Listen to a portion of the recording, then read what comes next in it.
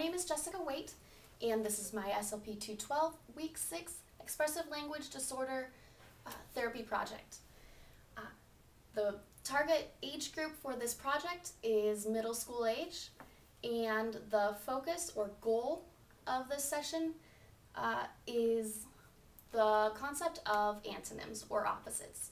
I would start my session by introducing the concept of antonyms to the students and defining the word, defining the concept for them, and explaining why it's useful to them. I would follow that by giving some tactile examples to the students of the difference of antonyms. Using the tactile examples would give a multimodality experience to the students and hopefully help to further their understanding of the concept. After I use the tactile examples and give the written words to go along with them, I would follow that with an exercise out of Listening for Language all year round. In this exercise, they would be practicing reading through a sentence, picking out a word that is underlined, and replacing that word with its antonym. Then, once they're done, they will read the sentences, and after that exercise, then we will go into playing a game. It will be a modification of the game Apples to Apples. In this modification, we'll focus on, rather than which word is the closest, we'll focus on picking out the antonym of the word that's chosen. So I would start my session like this. Today we're going to learn about something called antonyms. If we understand what antonyms are and know how to use them, it makes it much easier to talk about things. Another word for antonyms is opposites. If two things are opposites, they are as different as possible from one another.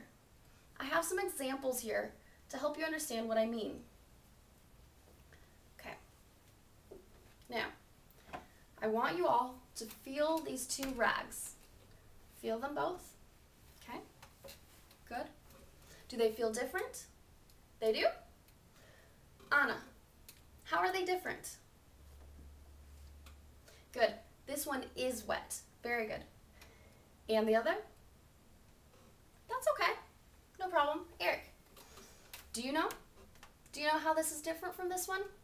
How would you describe this? You said it feels dry? Very good. It is dry. Jasmine, did you feel the difference? This one's wet, this one's dry. Okay, good. So, this one is wet, and this one is dry. That is an example of opposites. Here are the words. Wet and dry. Now, I want you all to feel these two cloths. Okay.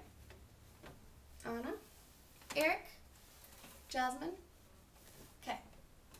Do they feel different? Jasmine, how do they feel different to you? Jasmine. Right, one is soft. And another word for soft is smooth. And the other? Right, the other one's not soft at all. Anna, Eric, what does this one feel like to you? No problem, that's okay. We call this rough. Here are the words. See, Jasmine, Eric, Anna, rough.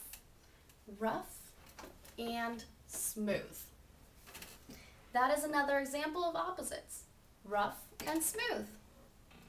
Okay, now I want everyone to feel these two cups. Just feel the outside and tell me how they feel different. Okay, Anna, feel the outside. Good. And Eric, feel the outsides. Okay. And Jasmine. Good. Okay. Eric, how do they feel different to you? Okay. Girls, do you agree? Very good. You're all right. This one is hot. Hot. Here's the word, hot. And this one is cold. There's the word, cold, hot and cold. That is another example of opposites. You're all getting it. Well done. Okay. Now, each of you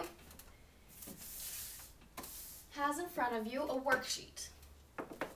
The worksheet has sentences on it, and in the middle of each sentence, there is a big box.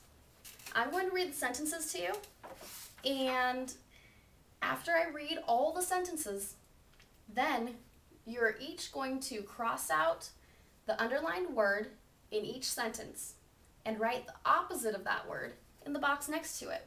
Does that make sense? Good. Once you've done that, then you'll take turns reading your sentences with the new words in them. Okay?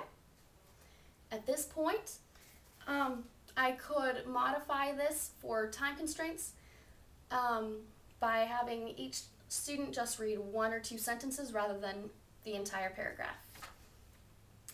After this activity is completed, then I would go on to playing the game.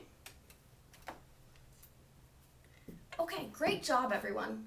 Now that you understand what opposites are, we're going to play a game called Apples to Apples to help practice this new skill that you have.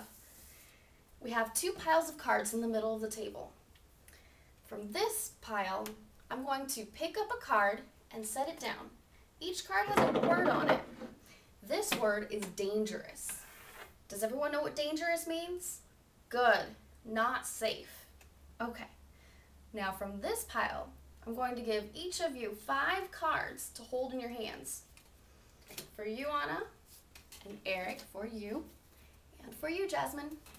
Now pick up your cards, but don't show anyone. Read each word on the card.